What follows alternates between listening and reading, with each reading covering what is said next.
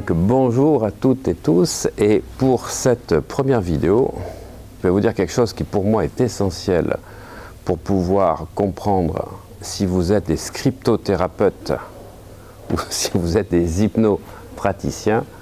C'est qu'en fait, si vous lisez un script, vous êtes un scriptothérapeute.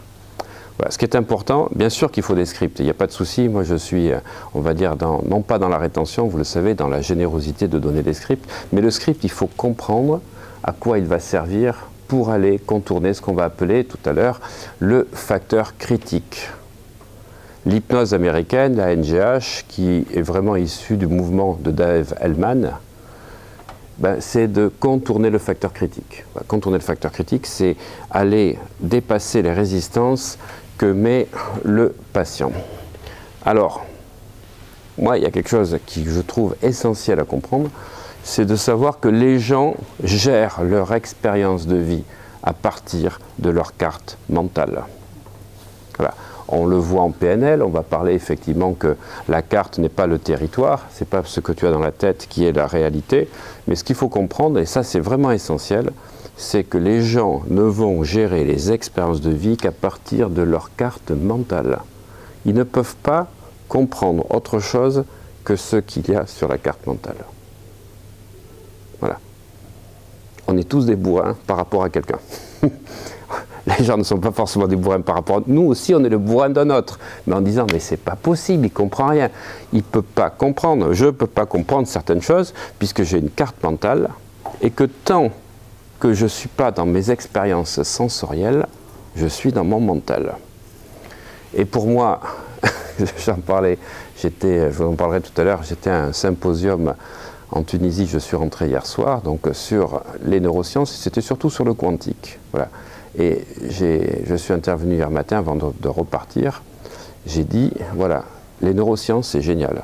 C'est génial. On voit des choses à l'intérieur du cerveau qu'on imaginait ou on faisait des expérimentations. Mais à un moment donné, à force de travailler le cerveau, ça serait bien que les chercheurs comprennent que le cerveau ou la tête est relié à un corps. On n'est pas décapité, on a une tête, mais on a aussi un corps. Voilà, on est tout le temps, allez, le neurotransmetteur de ci, le truc de ça, l'hormone là, l'électricité, c'est bien, mais on est totalement coupé de la vraie vie à un moment donné. On est tellement dans le truc, alors qu'en fait, tu gères non pas à partir de ta carte mentale, mais tu gères dans ta carte mentale, mais il faudra apprendre aux gens à gérer à partir de leurs sensations. Ce qu'on a vu donc, quand on fait l'anamnèse au niveau 1, où on va ramener toujours comment vois-tu le résultat, imagine le résultat déjà atteint, qu'est-ce que tu sens dans ta tête, dans ton corps. Moi, le fait de travailler sur des protocoles qui sont smart, spécifiques, mesurables, atteignables, représentables, temporellement définis, tu restes dans la carte mentale. Voilà, ce qu'il faut, c'est apprendre autre chose. Et j'aime bien cette définition que j'ai un peu, parce que je ne suis pas un bon dessinateur, schématisée au niveau donc du paperboard, de Bruce Lipton. Bruce Lipton, qui est un mec exceptionnel, qui a écrit plusieurs livres, dont un qui est fantastique, qui s'appelle La biologie des croyances, où il montre qu'en modifiant nos croyances, on modifie notre ADN, et on modifie nos protéines. C'est impressionnant, il a fait des expériences dessus, avec des rats, des souris, etc. Et en fait, il a une définition que je trouve absolument exceptionnelle du subconscient, c'est de dire que le subconscient, c'est un disque dur. Voilà, tu ne peux pas le modifier, il a gravé des expériences, mais tu peux en graver d'autres. Et lui, il parle bien sûr de l'hypnose, et à l'époque, il parlait d'un courant avec un ami qu'ils avaient créé, c'est un ami à lui dans lequel il est associé, le Psychka. En fait, qui utilise la kinésiologie. Voilà, donc j'ai été avec des amis, on a regardé, il y avait 3 niveaux. Tu vas faire des tests kinésio, en fait musculaires, sur le fait, si tu veux, de répondre à des croyances. Mais c'est vachement intéressant de faire ça. Parce qu'en fait, ça veut dire que tu ne demandes pas si le mental est d'accord, tu demandes si le corps réagit positivement ou pas à telle croyance. Parce que le corps, c'est quoi? C'est le subconscient. C'est le subconscient qui gère le corps. En fait, ce que dit Bruce Lipton, le subconscient, il analyse tous les signaux environnementaux.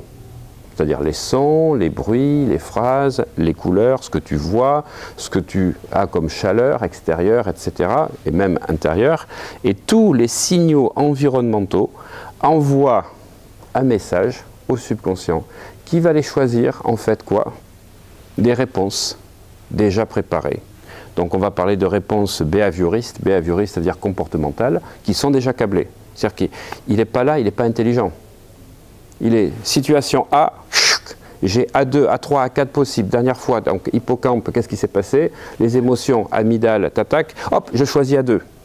Boum, ça ne se passe pas, mais dans l'hippocampe, ça ne se passe pas bien, pardon, dans l'hippocampe, on va dire, expérience pas bien passée, la prochaine fois, ce sera du A3. Mais tu réfléchis pas. Voilà, c'est ce qu'il explique. C'est un disque dur qui analyse des signaux environnementaux qui vont envoyer des messages pour que le subconscient utilise des réponses câblées. Voilà.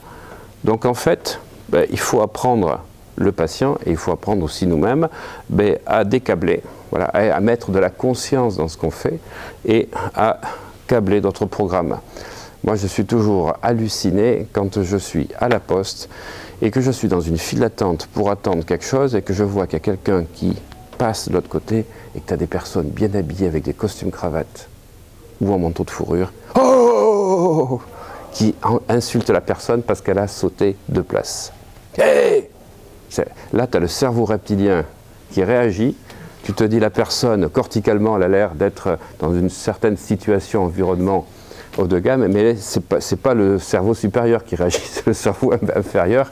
Là, c'est vraiment, si tu veux, c'est câblé. Voilà, moi, je trouve ça hallucinant.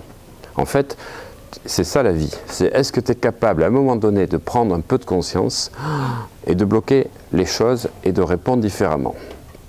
Alors, personnellement, et je vais vous dire, c'est l'approche que j'ai développée donc, dans ce symposium, et c'est un séminaire que je vais faire donc, au mois de novembre, qui va s'appeler Quantic Life, voilà, où je vais prendre toutes ces approches-là complètement à revers. Parce que si tu veux avoir des comportements différents, il ne faut surtout pas vivre dans le passé. Or, notre cerveau, il est fait pour vivre dans le passé. Tu as une comparaison à chaque fois que tu vis quelque chose. Est-ce que dans ton subconscient, tu as déjà l'information de ce qui s'est déjà passé? En fait, notre cerveau, il ne peut pas être dans la conscience présente. Quand on parle de méditation pleine conscience, c'est un effort de faire la méditation pleine conscience. Ça ne devrait pas être un effort, la méditation pleine conscience, mais c'est un effort. Parce qu'en fait, on n'est pas câblé neurologiquement pour être conscient. On est câblé pour deux choses. Pour être protégé en permanence, parce qu'il faut qu'on puisse perpétuer l'espèce et transmettre nos gènes. Donc on a en fait deux choses qui sont essentielles pour le cerveau, procréer et rester vivant. Donc la survie, manger, être protégé. Mais ça ne sert qu'à ça le cerveau. Ceux qui croient que le cerveau va nous aider à être heureux, il n'est pas programmé pour être heureux. Par contre, on peut le hacker, comme on dit, on peut le prendre le contrôle. Sinon, c'est lui qui te contrôle pour ces deux choses-là. Donc en fait, c'est la première chose que je voulais vous dire. Si le matin, c'est pas pour que vous le notiez, mais c'est presque, si le matin, tu n'as pas une vision de ton futur. Alors, dans n'importe quel domaine, mais de ton futur, à au moins 2 ans ou 5 ans, tu restes dans ce schéma-là. Parce qu'en fait, les personnes que tu côtoies dans la journée te ramènent sur des choses câblées. Les tasses de café, dans les vidéos, vous le savez peut-être, j'en parle. Quelle est la tasse de café qui va me permettre de passer une super journée? Et là, tout à l'heure, je me suis posé la question, quel est le thé que j'allais prendre? J'ai regardé celui-là. Ah, celui-là, il me plaît parce que c'était Energize. Énergie. Mais il y en a 6 autres. En fait, à chaque fois, je pose une question. Parce que quand je pose une question, je coupe le comportement automatique. Si tu ne poses pas de questions, c'est le subconscient qui répond. Tu as une façon de bloquer ton cerveau, ton mental automatique, c'est de lui poser une question. Il n'aime pas ça. Il n'aime pas ne pas avoir la réponse. Ce n'est pas qu'il n'aime pas avoir des questions posées, c'est qu'il ne supporte pas de ne pas avoir la réponse. Et il va chercher tout le temps. Comment ça pourrait être mieux que ça? Ça, on retrouve ça dans une technique qui s'appelle Access Bars. Comment ça pourrait être mieux que ça? Quoi d'autre est possible? Tiens, c'est intéressant. Quel autre choix est possible? Tiens, il n'y a pas que ce choix-là, il y a d'autres choix behavioristes. Donc moi, je me pose des questions tout le temps. Et je m'endors le soir en me posant des questions. Parce qu'en me posant des questions, j'amène le subconscient à aller chercher d'autres réponses. Donc c'est ce que vous allez voir dans la page suivante, où je vais vous amener à poser des questions aux patients, aux clients ou aux partenaires, parce qu'on me demande souvent, c'est un patient ou un client? Chez les thérapeutes, c'est un patient, chez les coachs, c'est un client. Moi, j'estime que c'est plus un partenaire, parce qu'en fait, on évolue ensemble. Il progresse et je progresse à chaque fois. J'apprends des expériences nouvelles. Après, vous faites ce que vous voulez, mais pour moi, on est liés, on est dans une expérience liée. Et les questions qu'on va lui poser, c'est l'art du coaching, c'est surtout pas de répondre à la place de l'autre, mais c'est de lui poser les bonnes questions. C'est pour décabler justement ça. C'est pour décabler justement ça. Alors, ce qui est intéressant, c'est de comprendre qu'en fait, les gens, chaque fois qu'ils te parlent, ils n'ont pas une vision de la réalité, ils ont à partir de leur carte mentale. Pour ça que des fois, tu as des gens, c'est des vrais bourrins. Moi aussi, je peux l'être des fois. Voilà, mais ça se soigne. Voilà, il faut juste en être conscient. Tu ne fonctionnes pas en fonction de la réalité, mais en fonction de du programme que tu as. Il n'y a que ce programme, donc il faut apporter des éléments. Donc ce que je disais donc, dans ce symposium, c'est qu'en fait, si tu n'as pas une vision du futur, tu ne peux pas changer tes programmations, parce qu'en fait, tu vas avoir les environnements, le boulot où tu es, les patrons, les collègues, la famille, etc. Ce ne sont que des choses du passé, donc tu revis toujours les mêmes choses. Donc si tu veux vivre des choses différentes, eh ben, on va te dire qu'effectivement, il faut changer d'environnement. Ouais, ça c'est la base, l'environnement total. On le verra demain quand on parlera des niveaux logiques de Diels. Mais ce qui est important, c'est qu'avant de changer d'environnement, il faut déjà avoir une vision du futur. Voilà. Et combien de personnes ici présentes, ne me levez pas la main, c'est juste une question que je vous pose, ont une vision précise de ce qu'elles veulent être dans 5 ans. Hein? Mais c'est ça qu'il faut avoir. Parce que si tu n'as pas une vision précise que tu as dans 5 ans, ton subconscient, il reproduit tout le temps ce qui est dans la carte mentale. Voilà. Donc moi, mon approche que je vais développer au mois de novembre, voilà, en plus je vais être avec une professeure de physique voilà, que j'ai rencontrée, qui est absolument extraordinaire, qui m'a permis, et on en parlait, cher Nathanaël, tu vois, physique quantique, mais la physique post-quantique, c'est-à-dire celle qui permet de réunir à la fois l'approche physique classique, donc l'approche classique qui se retrouve dans la démarche d'Einstein, et puis celle de la physique quantique, et qui est dans la physique qu'on appelle unifiée, voilà, de Nassim, connais? Voilà, Haramein. Qui c'est qui a répondu? C'est toi, voilà, Nassim Haramein, voilà. Elle m'a fait une démonstration hyper brillante pour m'expliquer que la masse du proton, c'est la masse de l'univers. Tu connais? Oui, tout à fait. Mais elle travaille avec lui et donc elle va venir de Tunisie parce qu'elle est professeure de physique et elle va venir expliquer toutes les constantes de Planck. Voilà, avec les 10-60, 10-55, c'est absolument incroyable. Voilà. Et avec ça, tu comprends beaucoup de choses hein, sur effectivement l'univers et puis plein de phénomènes de perception, de télépathie, de synchronicité qui se font à travers les protons. Voilà, c'était absolument génial. Donc pour moi, personnellement, si tu n'as pas une vision du futur, tu ne peux pas modifier ton présent. Je répète, si tu n'as pas de vision du futur, tu ne peux pas modifier ton présent. Alors, on a vu fin janvier les personnes qui sont en dépression, qui sont insomniaques, qui sont ci, qui sont là, mais ce sont des gens qui n'arrivent pas à se projeter dans le futur. Toutes les personnes qui ont des problèmes, on va dire, d'insomnie et des problèmes, on va dire, d'addiction. L'addiction, c'est souvent lié à des problèmes d'état dépressif. Derrière toute addiction, comme je vous l'ai expliqué, il y a toujours un état dépressif plus ou moins caché.